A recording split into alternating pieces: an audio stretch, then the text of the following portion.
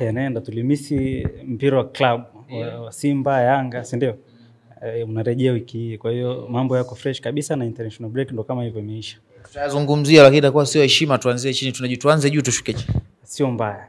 Tuanzie kwenye timu ya taifa. Mechi ya kwanza Miguel Gamond anapoteza kwa idadi kubwa ya mabao 4 kwa 3. Timu ina score lakini pia timu inaruhusu magoli. Yes, tumeona hivyo. Nafikiri ni mara ya kwanza kufungwa goli 4 ndani ya miaka miwili.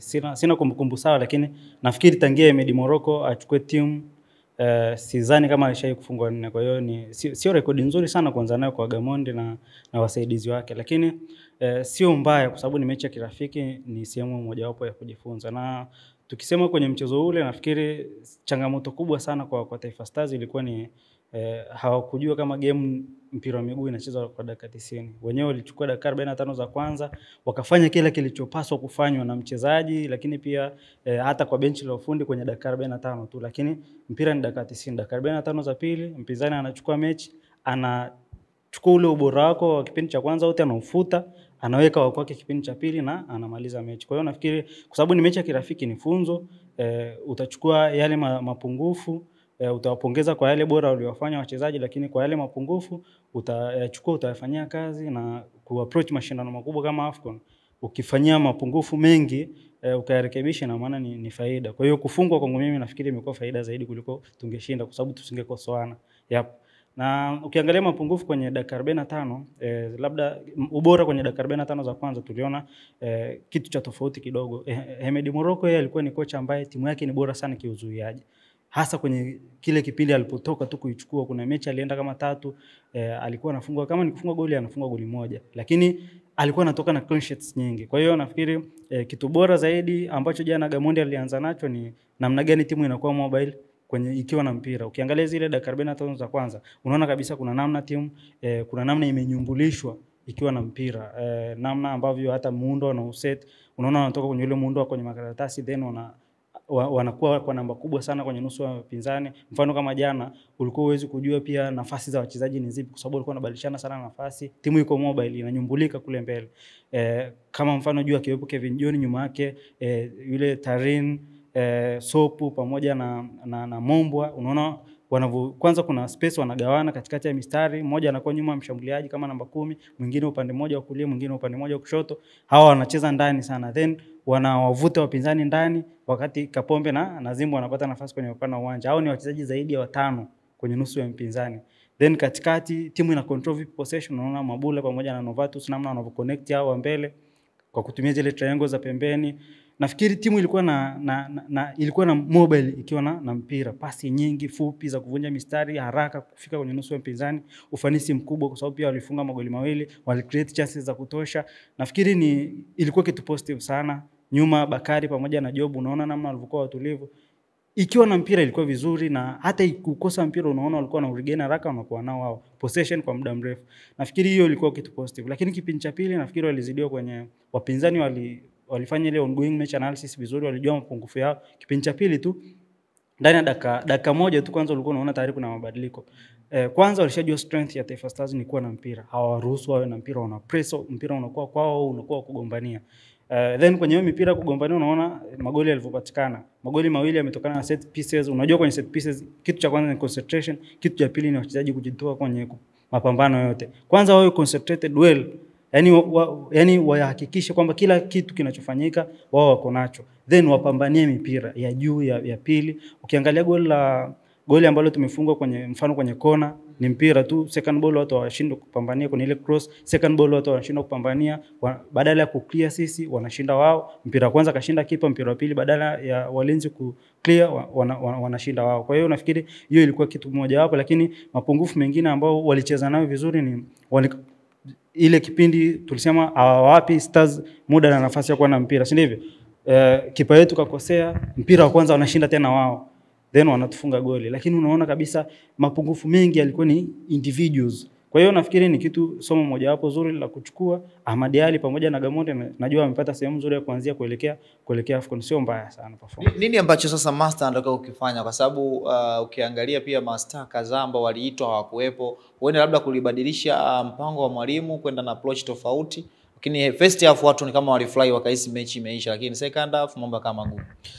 Kwanza somo la kwanza ni concentration ya dakika 90. Wakumbusha wachezaji kwamba mechi ya mpira wa miguu sio dakika 45, ni dakika 90. Hicho ni kitu cha kwanza, kwa maana kwamba concentration. Lakini kitu cha pili, ongoing match analysis. Dakika 45 za kwanza tulikuwa bora hapa. Pia kuna makadirio unaweza kuyafanya, mpinzani ameshaona madhaifu yake. Je, anavokuja kucounter mapungufu yake, na sisi pia tunamcounter vipi kwenye huo ubora anaoweza kuja nao. Nafikiri pia Gamondi na wasaidizi wake kina Ndiaye, sio kina Ahmad Ali, kuna namna wanaweza kufanya kitu kwenye ongoing match analysis. Na sisi tuna plan ipi alternatively. Yaani plan yetu ya kwanza imefanikiwa, lakini tunaenda mapumziko tunajua na yeye yule mpinzani kashatuona. Kitu gani sisi pia tukakiboresha, au tunaingia na alternative plan ipi? Sub zipi, labda mpango upi wa ziada. Nafikiri hivyo ndio vitu vikubwa zaidi vya kwenda navyo. Kwa husu selection ya kikosi, nafikiri kikosi walichokiselect sio kibaya.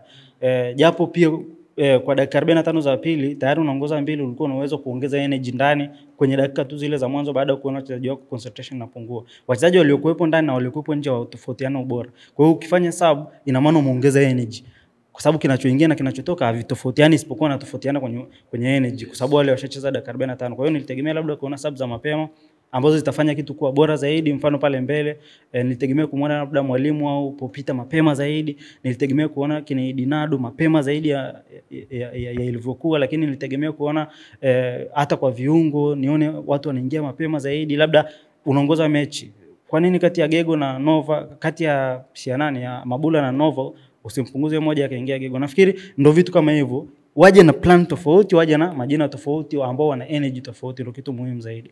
Sawa, lakini pia jana tuliona pia Serengeti Boys walipata idadi ya magoli 6-0 katika timu ambazo zimecheza jana za nyumbani, maana yake ni wao tu ambao walitotoa kimasomaso. Wengine wote wamepokea vichapo. Upi ubora wa Serengeti Boys ambao uliwafanya wao kushinda zaidi ya magoli 3 mpaka 6? Mimi kwenye mechi za vijana mara nyingi huwa tunaangalia sana, kwa sababu wale tunaangalia wanakuwa vipi. Hatuangalii sana matokeo, wameshinda ngapi, lakini pia wameshinda vipi kwa masuala ya mbinu. Hatuangalii mbinu kwenye mechi za vijana. Mimi napenda sana kuangalia technically wana nini na nini kiboreshwe, kwa sababu wale wanazidi kukua siku hadi siku. Lakini kitu kilichonishangaza ni kwamba dhidi ya Sudan technically wako bora sana Serengeti Boys. Nikapata kitu extra sana. Sikupenda kuchambua mbinu au sikupenda kutathmini namna gani wanacheza kimbinu, lakini ilikulazimu, kwa sababu technically kila kitu wanafanya kwa ubora. Tactical hapo na maanisha sasa tactical awareness yao iko bora, uelewa wao kimbinu upo bora sana.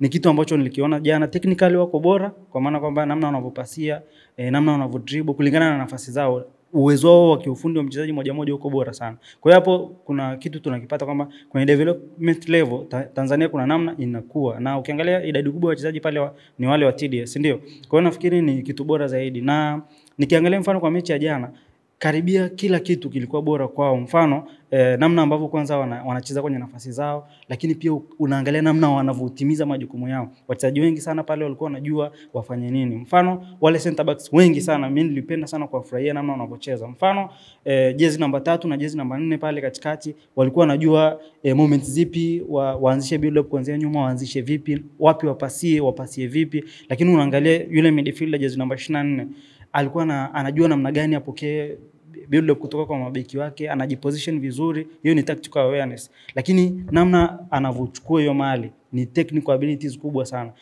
Technically anajua kuscan kila upande, ana first touch yake na ruhusu mpira uelekee wapi, lakini unaona tendo lake la mwisho lina support mbinu za team, kwa maana kwamba aende kwa jezi namba 12 na namba 14 wale fullbacks, au aende kwa viungo washambuliaji 17 jezi namba 20 jezi namba 10 ambao walikuwa pale mbele wana rotate sana nafasi zao. Kwa hiyo unaona technically wapo vizuri. Hata wale wanaocheza kwenye zile nafasi finyu, viungo washambuliaji 17 jezi namba 20 na jezi namba 10 Lukman yule, walikuwa wanajua katikati ya mistari wanacheza vipi, watafute position wapi, kwenye hiyo position wapokee vipi mali. Nafikiri technically kuna somo tumelipata, wapo vizuri sana. Wapo timu iko mobile, kwa maana kwamba wachezaji wanajua kubadilishana sana nafasi. Wale fullbacks wanajua muda gani waingie ndani, wachezaji wao pembeni watoke nje, lakini pia wanajua muda gani wapite pembeni, wachezaji wao wa ndani waingie ndani. Lakini pia yule Lukman pamoja na jezi namba 17 na jezi namba 15 wanajua namna gani wanajiengage na viungo wao kucheza.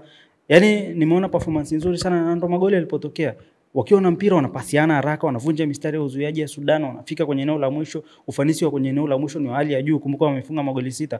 Ina maana hapo kuna chances nyingi creation ni kubwa sana, lakini conversion rate ndio hiyo magoli 6. Nafikiri performance ilikuwa bora sana, na kufuzu nafikiri ni haki yao kabisa, wanaweza kufuzu kwenda AFCON. Lakini sasa kule AFCON wanaenda kukutana na, nimeona jana pia nilikuwa nafuatilia mechi za World Cup, Senegal na Uganda, pia kule kuna Morocco, kulikuwa kuna South Africa. Hizo timu za Afrika namna zinavyocheza kule, inabidi Serengeti Boys na wenyewe waji-upgrade kuwa kwenye level ya wale. Nafikiri kwa level ya Sudan tulicheza vizuri sana.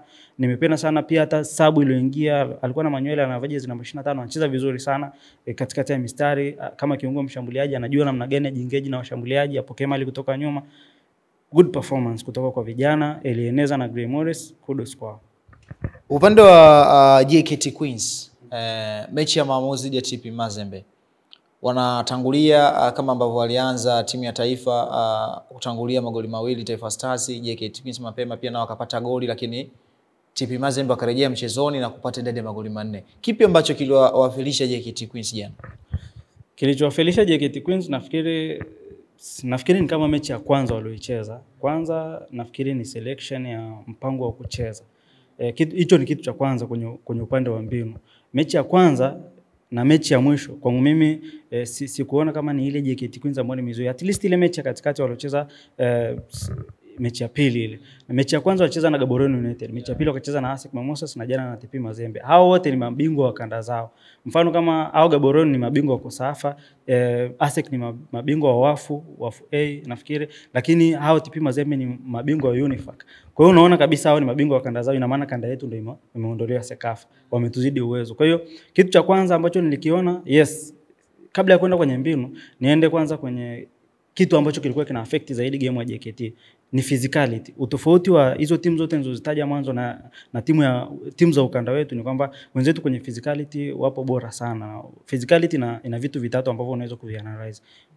Kwanza ni muonekano wa wachezaji, urefu wao, ukubwa wao, lakini kitu cha pili kwenye muonekano hiyo ni physical appearance, lakini kuna physical wanasema coordination. Mtu anaweza kama mkubwa sana lakini ana coordinate vizuri, anafika kwenye matukio, anashinda juu za chini, anafika kwenye kila kitu na anashinda. Nafikiri hicho ndio kitu ambacho walikuwa wanazidiwa, wachezaji wetu walikuwa wanazidiwa sana. Wao wana appearance kubwa lakini wapo well coordinated, lakini ni wapo wanasema physical fitness, wapo fit zaidi ya wachezaji wetu. Nafikiri kwenye physicality, kwenye hivyo vitu vitatu, coordination, namna wanavyonyumbulika, utimamu, fitness, nafikiri na cha tatu nafikiri appearance wametuacha mbali, muonekano. Lakini ukirudi kwenye vitu vingine ni namna wanavyofungwa sasa. Kutoka kwenye physicality, physicality na maana ni unawahi vipi kufika kwenye matukio. Ukichelewa kufika kwenye tukio fulani ni either usababishe foul au usababishwe foul, si ndivyo? Foul zimetokea za kutosha. Magoli 5 walifungwa Twiga Stars JKT Queens kwenye WAFCON ya kwenye hiyo CAF Champions League ya mwaka huu, wamefunga magoli ya mipira ya kutenga, set pieces. Set pieces zinatokea kutokana na migongano, si ndio? Na kwenye set pieces wamefunga set pieces magoli 5, umefungwa yote ya set pieces, mawili yametokana na penalties. Penalties ni zile ambazo zilitokea, nafikiri zote zimesababishwa na Cresta. Kwa hiyo nafikiri somo wanalopaswa kulichukua ni kwamba ni aina gani ya magoli wamefungwa na namna gani wajirekebishe, kitu ambacho walitakiwa kufanya kuanzia mechi ya kwanza, kwa sababu waliconcede penalty kwenye mechi ya kwanza na walifunga goli la na mechi ya jana pia penalty. Kwa hiyo nafikiri magoli yote walifunga 5 ni ya set pieces, mipira ya kutenga. Iwe foul, wanafika vipi kwenye matukio, wanashinda vipi hizo jules. Kama timu zetu za Tanzania hii imekuwa ni ugonjwa, sio timu ya taifa mpaka vilabu, kwa sababu ukiangalia pia hata goli ambalo pia walifungwa JKT Queens, kuna moja ilipigwa kona, kipa akashindwa kuangukia sehemu ambayo tutarajia kuna mabeki labda ndio wa kwanza kucheza, lakini wakutana na opponent. Set pieces ni ugonjwa wa timu za Tanzania. Sababu ya kwanza ni ile physicality. Unawahi vipi kufika kwenye matukio, kwa sababu pale set pieces athari ya mbinu ni ndogo sana, lakini athari ya mchezaji wanasema awareness, yani namna gani kwanza unajua mpira utadondokea wapi. Hiyo ni tactical awareness, kwa sababu unajua anapiga na mguu gani, sehemu gani umark. Lakini hiyo ni sehemu ya kwanza, namna gani unaenda kushinda ile jule, mpira wa kwanza na mpira wa pili unaodondoka, second ball. Nafikiri hivyo vitu watu wakivizingatia kwenye mazoezi ya set pieces vitasaidia sana. Ubaya ni kwamba timu zetu pia kwenye hiyo sehemu ya set pieces haziwekezi sana. Na kumbuka 30% ya magoli yanayofungwa kwenye football sasa hivi ni zaidi ya 30 kwenye football. Mfano kama moja JKT wamefungwa 100% ya magoli ya set pieces. Kwenye football kwa ujumla kwenye research inaonyesha 30% ya magoli yanayofungwa ni yanatokana na set pieces. Si ndivyo? Sasa pia 30% ya mazoezi ya muda wa mazoezi inatakiwa iwekezwe kwenye set pieces. Nafikiri ndio namna sahihi ya kuweza kutibu. JKT Queens wametoka, lakini hilo tatizo litatutafuna kwenye WAFCON kwa sababu JKT Queens inachangia zaidi ya 70 ya kama sio 80 ya wachezaji kwenye national team. Ina maana kwenye WAFCON pia tunaenda kutegemea tatizo kama hilo. Kwa hiyo nafikiri makocha wanaweza wakawekeza zaidi kwenye eneo hilo, kwa maana kwamba wawekeze kwenye set pieces. Lakini pia hata kwenye plan walikwama. Ukiangalia plan ya mechi dhidi ya Gaborone United na mechi dhidi ya TP Mazembe jana, haikupi ile JKT Queens ambayo ilishinda Sekafa, haikupi tafsiri ile JKT Queens ambayo huko kwenye ligi ya ndani na dominate.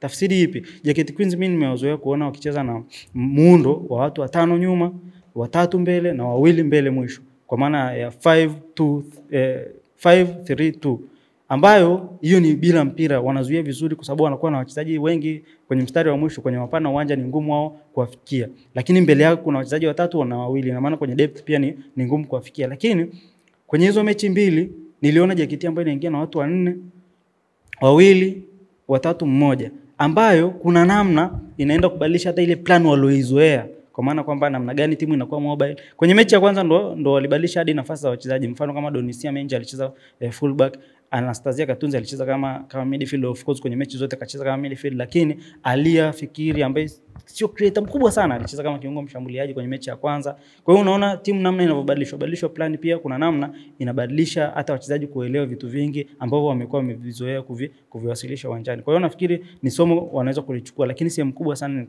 kwenye issue ya set pieces. Sawa, tutoe pole, lakini naamini tunakwenda sasa kwenye michuano ya kimataifa. Weekend hii wawakilishi 4 kutoka Tanzania wanakwenda kupeperusha bendera katika upande wa vilabu. Sasa CAF Confederation Cup, Azam na Singida watakuwa ugenini. CAF Champions League, Yanga na Simba watakuwa nyumbani. Nataka tuzungumzie tu kwenye upande wa CAF Champions League kwanza. Simba atakuwa Benjamin Mkapa tarehe 23. Nataka kujua tathmini yako. Yanga katika kundi lake ukiangalia watu wote ambao wanakwenda kucheza nao kwenye hiyo 30% ya set pieces, unaweza kusema 25% wanatumia kwa accuracy kubwa sana, kwa sababu ni aina ya wachezaji, ni aina ya timu ambazo zinatengeneza magoli mengi kupitia mipira ya aina hiyo. Wanakwenda kuanza na FAR Rabat. Ni mechi ngumu, lakini pia ni mechi ambayo Yanga anahitaji matokeo. Nini ambacho anapaswa kukifanya Pedro Gonçalves katika kipindi hiki ambacho wananchi makundi sio stall, lakini kwenda robo finali, huenda kwa mara ya pili? Kitu wanachopaswa kukifanya ni kwamba mechi ya nyumbani lazima ushinde, haijalishi utashinda vipi. Na kitu muhimu ni kwamba walipata muda wa kuweza kuziangalia hizi timu, kwa sababu mechi zilikuwa zinaendelea za hizi ligi, si ndivyo?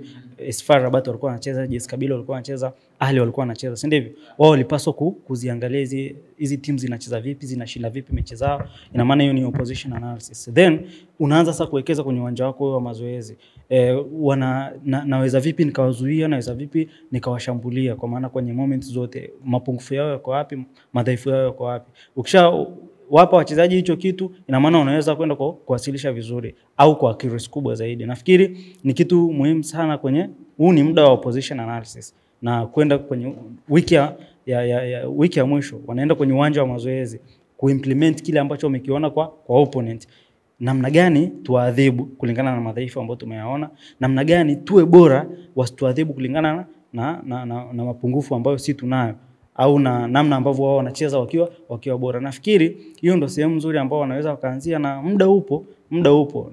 Kadhalika kwa Simba, wao kwa timu ambazo wanacheza nazo Angola, hiyo Petro Atletico, Stade de Malien, lakini pia na Mwarabu mmoja wa Algeria, si ndivyo? Wanapaswa sana kuwekeza kwenye analysis, muanalyze mpinzani. Yaani hiyo ndo mbinu namba 1 kwenye vita. Mjue unaenda kupigana naye. Ukishamjua utajua ni namna gani utaweza kukabiliana naye, kwa maana kuimplement ile plan kulingana na opposition analysis, ulivyomuona wewe anacheza vipi. Nafikiri hiyo ndo silaha kubwa, na wiki ya mwisho kwenye kuwasilisha, na maana wanahitaji umakini kwenye kuwasilisha wachezaji, kila mchezaji play part yake kwa usahihi zaidi.